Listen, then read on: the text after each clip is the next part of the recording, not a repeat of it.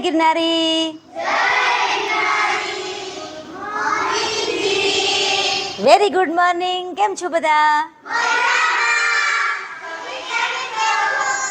હું પણ એકદમ બરાબર છું.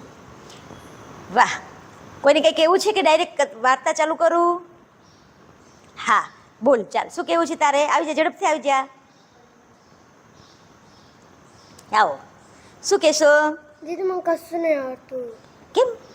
સ્કૂલમાં નહીં આવડતું? કઈ નહીં આવડતું?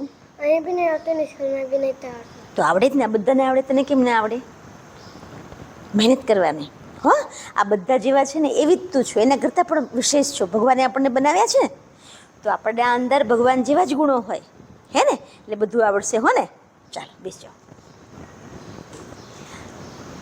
જો આ વંદના એમ કે છે મને કશું નહીં આવડતું.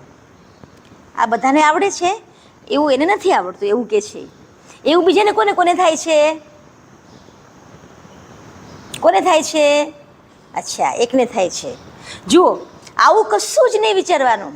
આપણને બધું જ આવડે છે, હે ને?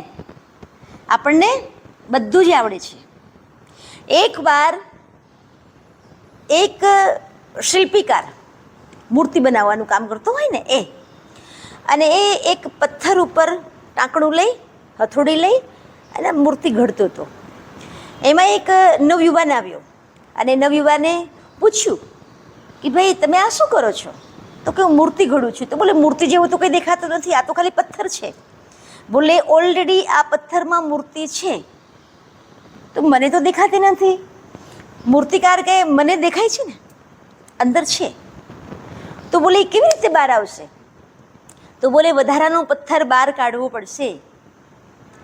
ઓલરેડી પથ્થરમાં મૂર્તિ છે જ, પરંતુ વધારાનો પથ્થર જે છે એ ત્યાંથી હટાવીશ તો જ મૂર્તિ દેખાશે. એમ આપણા અંદર આપણે ઓલરેડી સર્વશક્તિમાન છીએ. ઓલરેડી આપણા અંદર બધું જ પડ્યું છે, હે ને? જો વિવેકાનંદજી હતા તો એ પણ આપણા જેવા જ હતા. 2 હાથ 2 પગ બધું આપણા જેવું હતું ને. કદાચ અત્યારે જે ટેકનોલોજી છે એવી તો ત્યારે કશું કંઈ હતું જ નહીં. અત્યારે તો કર લો દુનિયા મુઠ્ઠી મેં, હે ને? તમારે કંઈક જોવું હોય કે દીદી અમારે પરીક્ષા લક્ષી કંઈક જોવું છે તો તમે એમને કંઈક બતાવો ને, એટલે તરત જ આપણે યુટ્યુબવાળી આપણી ટીવી છે ને, આપણું ટેલિવિઝન જે છે એ સ્માર્ટ ટીવી છે, એટલે એમાં બધું જ હોય. એટલે ફટ કરતાં તમે જોઈ લો છો કે આનો આન્સર અહીંયા છે, આનો પ્રશ્ન અહીંયા છે, બધું તમને જોવા મળે છે. તો ત્યારે તો એવું કશું નહોતું, તોય વેરી ઇન્ટેલિજન્ટ પર્સન સ્વામી વિવેકાનંદજી મહારાજ. તો આપણે પણ એવા છીએ દેખાવથી, પણ અંદરથી એને એના અંદર જે છુપાયેલી શક્તિઓ એને બહાર કાઢીને આપણે શું કરીએ છીએ? મને તો કંઈ નથી આવડતું, હવે હું શું કરીશ? બેઠા રહીએ છીએ ને. હવે પરીક્ષા આવી, હવે હું શું કરીશ? મેં તો હોમવર્ક કર્યું નથી.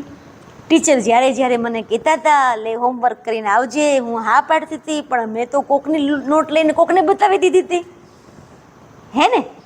આવું કરતા હોઈએ છીએ ને. તો સ્વામી વિવેકાનંદજીના જેવી આપણા અંદર પણ શક્તિ છે, અમોઘ શક્તિ ભગવાને આપણને આપી છે. વિવેકાનંદજી મહારાજ, ગાંધીજી, સરદાર વલ્લભભાઈ પટેલ, બધાના અંદર કેટલા કેટલા ગુણો. એ બધા ગુણોને વિકસાવવા પડે, મહેનત કરવી પડે. એટલે કહું ને, લહેરો સે ડર કર નૌકા પાર નહીં હોતી, કોશિશ કરને વાલો કી કભી. એટલા માટે હંમેશા મહેનત કરતા રહીએ અને બીજાને પણ આપણે મહેનત કરાવીને અને એને એના પગભર થવા માટેના પ્રયત્નો કરીએ. તો એકબીજાને આપીએ સહકાર તો થાય સૌનો ઉદ્ધાર.